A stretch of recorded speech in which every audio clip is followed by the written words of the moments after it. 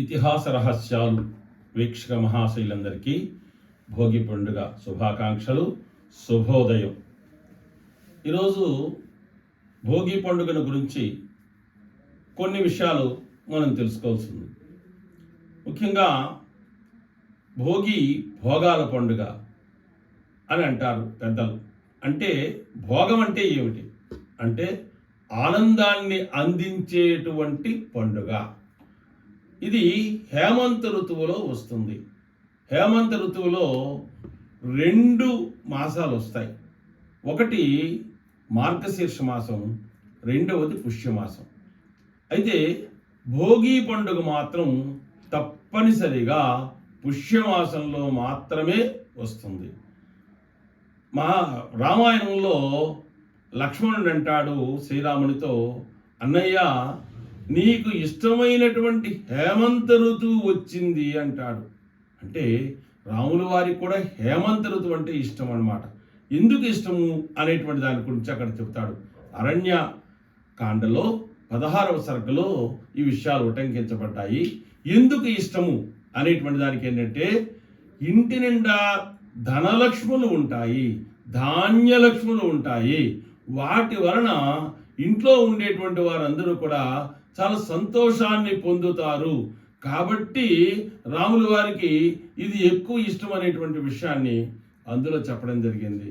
అలాగే మనం కూడా ఏంటంటే ఈ పుష్యమాసంలో వచ్చినటువంటి ఈ భోగి పండుగని ఆనందంగా జరుపుకోవడమే కాకుండా పూర్వమైతే ఎలాగుండేదంటే అంటే ఒక సంవత్సరానికో పర్యాయం ఇల్లంతా కూడా చక్కగా శుభ్రపరచుకునేవారు. ఇప్పుడు వారానికి 2 రోజులు ఇల్లు శుభ్రపరచుకుందుకని చెప్పేసి 2 రోజులు సెలవులు ఇస్తున్నారు. కానీ అప్పుడు ఆ నెల రోజులు అంటే ధనుర్మాసం ప్రారంభమైన దగ్గర నుంచి అంటే సాధారణంగా డిసెంబర్ నెల 16-17 తారీఖుల దగ్గర నుంచి మిగిలినటువంటి పనులన్నింటినీ కూడా విడిచిపెట్టి ఆ ధనుస్సులో మిగిలిన పనులు కానీ వివాహాదులు కానీ ఏమీ చెయ్యకూడదని అనుకుంటారు. కాబట్టి ఈ సందర్భంలో మంచి పనులు చేయడానికి ఇంటినేమో శుభ్రంగా అలంకరించుకోవడానికి చేసుకుంటూ ఆ విరిగిపోయినటువంటివి లేకపోతే తరిగిపోయినటువంటి వస్తువులు ఏమున్నాయో వాటన్నింటినీ కూడా మంటల్లో వేసుకుంటుంటాం. ఈ విధంగా భోగి మంటలు పెట్టుకుంటూ ధన ధాన్యములతో తొలతూగుతూ ఉంటాం. కాబట్టి భోగాల పండుగ అంటే చెప్పుకుంటాం. తర్వాత ఇక్కడ మరొక విశేషం కూడా ఉంది. శ్రీవిల్లిపుత్తూరు ఉంది. ఆ శ్రీవిల్లిపుత్తూరులో విష్ణు చిత్తుడు అనేటువంటి విష్ణు భక్తుడు ఒక ఆయన ఉండేవాడు. ఆయనకి తులసివనంలో ఒక అమ్మాయి దొరికింది. ఆయనకి సంతానం లేదు. ఆయనకు ఒక అమ్మాయి దొరికింది. ఆ అమ్మాయి పేరు గోదాదేవి. ఆవిడ కొంచెం పెరిగి పెద్దదైన తర్వాత ఏం చేసిందంటే పువ్వులు కోసి ఆ కోసిన పువ్వుల్ని దండలు చేసి వాటిని తన మెడలో ధరించేది.